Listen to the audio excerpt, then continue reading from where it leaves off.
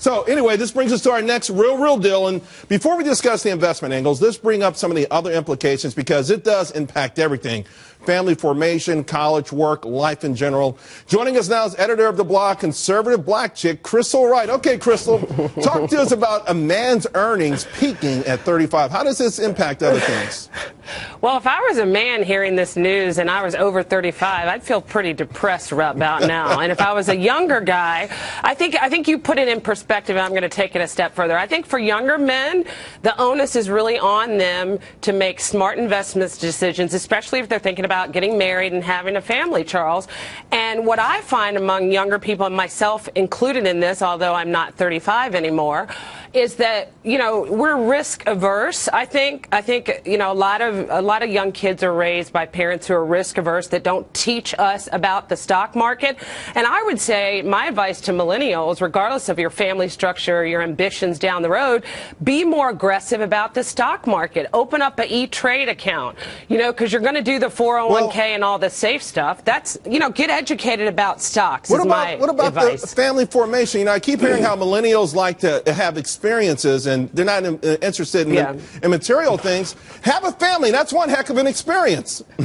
Well, millennials don't want to get married is what I'm finding. I talked to somebody recently on a radio show I was hosting, and he said, look, Crystal, I'm rejecting marriage. I'm happy with my girlfriend. We might do it 5 years down the road.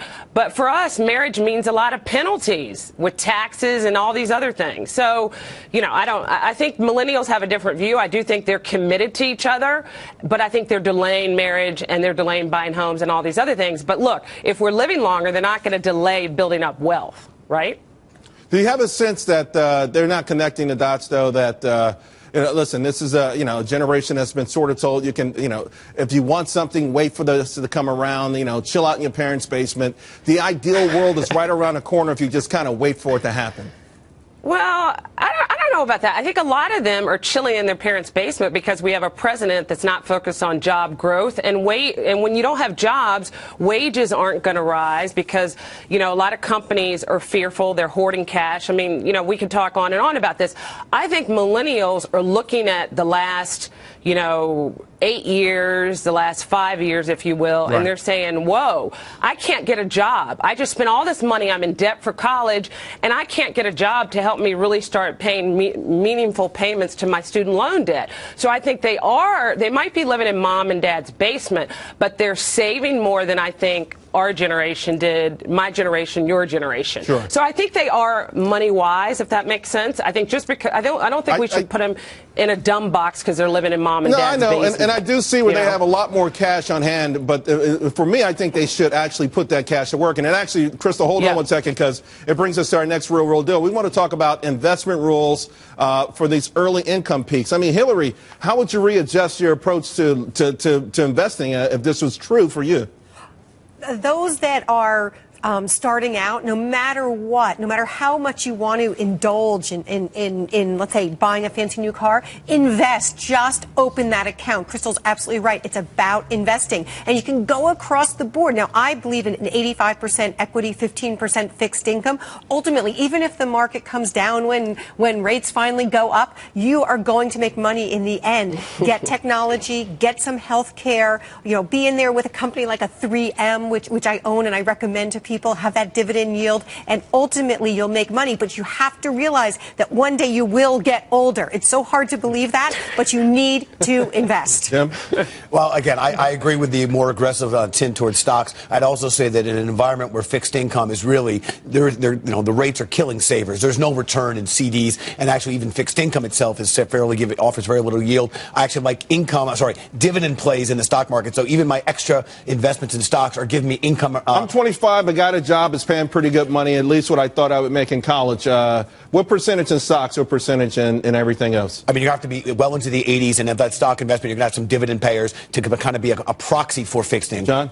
Depends, if you're thinking of buying a home, maybe you want more liquid assets, but you should have savings equal to about 6 months to a year's worth of expenses on hand. After that, begin to think of equity investment. What do you think? Yeah, I know that's the old school way of looking at a year's worth of savings. I don't believe in that. I think, stocks are liquid. You can sell them. Not calling John old school, though. No. Okay. 30 years. You're a legend. I just don't, and it's too much. I think when you're that young, you have to be aggressive, about 90% into equities, overseas and domestic. I think you have to be consistent. Consistently put money away at the same time. Dominick, 100% out of the money call options? No. But let's put it just in context real quick. A 35-year-old today was 20 years old in 2000. That means they lived through 2001 crash. They lived through 2008. They don't see the stock market as a wealth-building tool. We have to educate them. Point two, 2% more a year for the next 25, 30 years in their portfolio means double the money in their account. We have to educate them. We have to convince them that this growth over time is going to give them significant wealth. Crystal, you brought up the president. Do you think, and we're talking about educating millennials and other people, does that feeling really come from the top? Can we get a different mentality amongst younger Americans just by the changing who's in the White House? I think so, because I'm not a big believer that everybody should go to college. And I think it is about education, but I think it's about street education and encouraging young people to get educated about money and the stock market. Many people kind of learn about it haphazardly. But I think look, Scott Walker, for example, Governor Walker from Wisconsin, doesn't have a college degree. Does that mean he's stupid? No. I think he's shown pretty well that he can govern Wisconsin, cross party lines.